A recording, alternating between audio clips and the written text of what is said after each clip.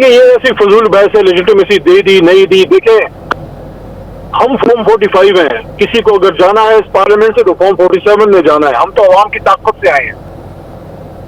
رانا صاحب اپنی کوشش کر لیں لیکن یہ سوچ لیں اور اپنے زبان میں یہ حکومت جھانکے کہ یہی اچکزئی صاحب اور مولانا صاحب تھے جو پی ڈی ایم کے روح و رواں تھے اور ان کے ساتھی تھے.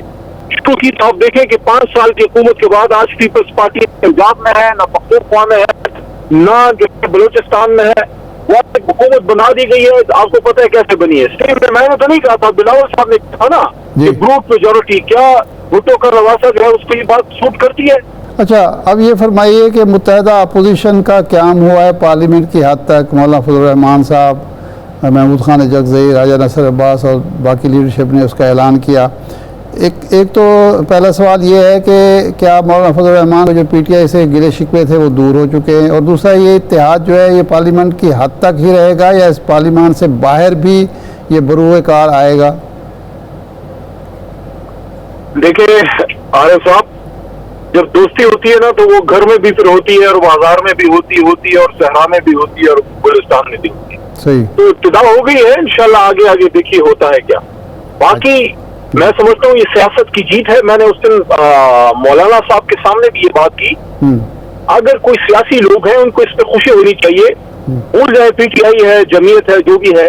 ماضی میں 1-2 جماعتیں جن کے آپس میں سخت مخاصمت رہی، ایک دوسرے کو سخت بیانات، سخت القابات دیتے رہے، آج پولیٹیکل میچورٹی کے تحت پاکستان کی خاطر، آئین اور اس جمہوریت کی خاطر اکٹھے ہوئے ہیں. میرے خیال میں تو یہ جمہوریت کی جیت ہے کہ بدترین سخت ترین مخالف اگر ایک ٹیبل پہ پاکستان کی خاطر بیٹھتے ہیں. یہی تو ہم چاہتے ہیں کہ سیاسی لوگ بالغ نظری کا اور سیاسی سنجیدگی کا مظاہرہ کریں. میرے خیال میں اس کو اپریشیٹ کیا جانا چاہیے. صحیح. نہیں، یہ لاہے عمل کیا ہے؟ کیا پارلیمان کی حد تک ہی آپ رہیں گے؟ ایشو بیس پالیٹکس ہوگی، اپوزیشن ہوگی، اور پارلیمان کی اپوزیشن تو حکومت کو لیجیٹمیسی دے گی، وہ تو حکومت کی فیور میں نہیں ہے کیا؟ دیکھیں یہ ایسی فضول بحث ہے، لیجیٹمیسی دے دی نہیں دی. دیکھیں ہم فارم 45 ہیں، کسی کو اگر جانا ہے اس پارلیمنٹ سے تو فارم 47 میں جانا ہے. ہم تو عوام کی طاقت سے آئے ہیں. باقی یہ جو لیجیٹمیسی کی فضول ڈیبیٹ ہے نا، جس دن آپ اوتھ ٹیکنگ کر لیتے ہیں یا تو پھر آپ اوتھ نہ لیں، آپ پارلیمنٹ میں نہ بیٹھے پہلے دن، جب آپ نے حلف لے لیا، آپ نے تنخواہ لے لی، پھر کون سی لیجیٹمیسی؟ یہ فضول بحث ہے. میں سمجھتا ہوں کہ ہر حکومت کی خواہش ہوتی ہے کہ اپوزیشن ڈیوائیڈڈ ہو. اگر اپوزیشن یونائٹڈ ہے یہ اپوزیشن کے لیے بہتر بات ہے اور حکومت کے لیے لمحہ فکریہ ہوتا ہے. اچھا یہ جو آپ پارلیمنٹ سے باہر کی سیاست کی بات کر رہے ہیں، رانا ثناء اللہ صاحب اور کئی مسلم لیگ نون کے لوگ بڑے برملا یہ کہہ رہے ہیں کہ جناب مولانا فضل الرحمان صاحب اور جناب محمود خان اجکزئی صاحب جو آپ کے پارلیمانی قائد حزب اختلاف بھی ہیں، یہ جو احتجاج کی سیاست ہے یا کوئی لانگ مارچ ہے یا کچھ اور ہے، پی ٹی آئی کے ساتھ ہرگز نہیں دیں گے. اس معاملے میں وہ حکومت کے ساتھ رہیں گے. تو آپ سمجھتے ہیں کہ صورتحال واقعی ایسی ہے؟ رانا صاحب اپنی کوشش کر لیں لیکن یہ سوچ لیں اور اپنے زبان میں یہ حکومت جھانکے کہ یہی اچکزئی صاحب اور مولانا صاحب تھے جو پی ڈی ایم کے روح و رواں تھے اور ان کے ساتھی تھے، آج ہمارے ساتھ ہے. یہ اپنے آپ سوال کریں کہ ان کے یہ پرانے ساتھی جنہوں نے بیسیکلی تو مولانا فضل الرحمان صاحب پی ڈی ایم میں سب سے آگے تھے، ان کے ہیڈ تھے، ہمارے ساتھ کیوں آ گئے؟ یہ اپنے آپ سے سوال کریں کہ ان کے اپنے ساتھی ان کو کیوں چھوڑ دے. اور ان کو تو چھوڑے، ان سے تو پیپلز پارٹی بھی اب ناراض ہے، وہ بھی ان کے ساتھ جانے کے لیے تیار نہیں ہے. تو یہ پیپلز پارٹی ناراض تو ہے، اس میں کوئی شک نہیں ہے. اور محمود خان اجکزئی صاحب سے اور دیگر لوگوں سے ملی، بلاول بھٹو صاحب پہنچے ایک بڑا وفد لے کر. تو اب پیپلز پارٹی کے ساتھ جو معاملات آپ کے چل رہے ہیں یا چلتے نظر آ رہے ہیں، آپ سمجھتے ہیں کہ وہ آئینی عہدے چھوڑ کر صدر کا عہدہ، چیئرمین سینٹ کا، گورنر کا آپ کے ساتھ آپ بیٹھیں گے؟ ایسی کوئی آپ کو محسوس ہوتا ہے؟ اعتماد ہے پیپلز پارٹی پر آپ کو، یا وہ آپ کو استعمال کر رہی ہے؟ انشاءاللہ ایسا کوئی میں نہیں سمجھتا ہماری کا لال ہے جو عمران خان کو اپنے مقصد کے لیے استعمال کرے. ایسی کوئی بات نہیں ہے. باقی تحریک انصاف کو right side of the history پہ کھڑا ہونا چاہیے. میرے خیال میں زرداری صاحب کے پاس ایک موقع ہے. دیکھیے جو کام بھٹو صاحب نہ کر سکے، ضیاء الحق صاحب نہ کر سکے، ضیاء الحق صاحب کی 11 سالہ مارشل لاء میں پیپلز پارٹی ختم نہیں ہوئی. بے نظیر صاحبہ شہید ہو گئی، پیپلز پارٹی ختم نہیں ہوئی. لیکن 5 سال کی حکومت میں پیپلز پارٹی کی حالت کیا ہو گئی؟ جب انہیں نظریاتی سیاست چھوڑی، آئین کے ساتھ جو ایک سٹینڈ لینا ہوتا ہے وہ چھوڑا، جب بھٹو صاحب کی لائن چھوڑی، جب بینظیر کی جو سیاست تھی اس کو چھوڑ کے زرداری صاحب نے اپنی سیاست شروع کی، تو آپ دیکھیں کہ 5 سال کی حکومت کے بعد آج پیپلز پارٹی پنجاب میں ہے، نہ پختونخوا میں ہے، نہ جو بلوچستان میں ہے، وہ حکومت بنا دی گئی ہے۔ آپ کو پتہ ہے کیسے بنی ہے؟ سندھ میں بھی صرف انٹیریئر سندھ میں رہ گئی ہے۔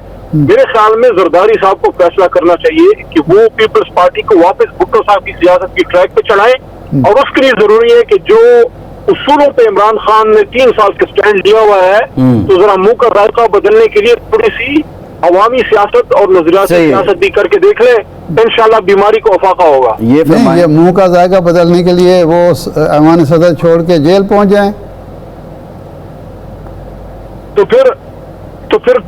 پھر مان لیں ان کی، بنا دے صوبے سندھ میں، تاکہ باقی پاکستان میں تو ویسے ہی ان کی سر چھپانے کی جگہ نہیں ہے، سندھ سے بھی فارغ ہو تاکہ پکے دبئی چلے۔ آپ کیا چاہتے ہیں؟ سیاست ختم ہو جائے؟ میں تو چاہتا ہوں ان کی سیاست بچے، ہمارے ساتھ آئیں تاکہ آپ کو بھی لوگ پسند کریں۔ ذرا منہ کا ذائقہ بدلنے کا مطلب یہ ہے کہ کبھی کبھی بندہ ویسی ذرا ان ایوانوں کو، ٹھنڈے کمروں کو چھوڑ کے عوام کا بھی سوچ لیتا ہے۔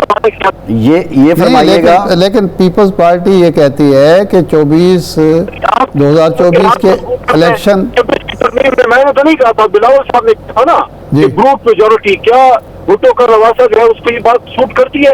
سوال یہ ہے کہ 2024 کے الیکشن کے بعد انہوں نے آپ کو آفر کی کہ ہم آپ کا ساتھ دیتے ہیں، آپ حکومت بنائیں، آپ اس وقت تیار نہیں ہوئے، اس وقت کے اصول کے تحت تیار نہیں ہوئے ان کے ساتھ مل بیٹھنا، اور آج کس طرح تیار ہو چکے ہیں؟ اس وقت آپ کو حکومت مل رہی تھی، اب آپ ان کی حکومت ختم کر کے اپوزیشن میں بٹھانا چاہ رہے ہیں ان کو۔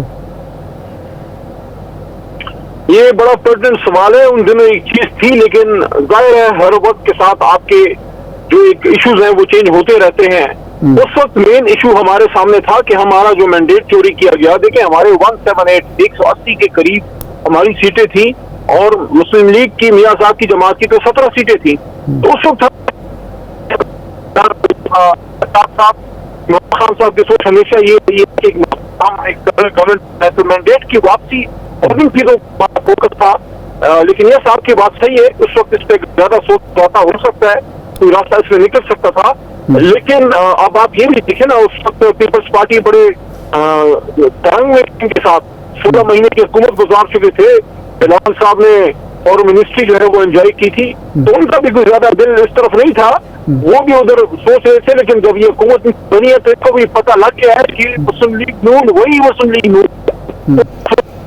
نہیں علی محمد خان صاحب، اب بنیادی نقطہ یہ ہے، ہم آپ سے یہ جاننا چاہ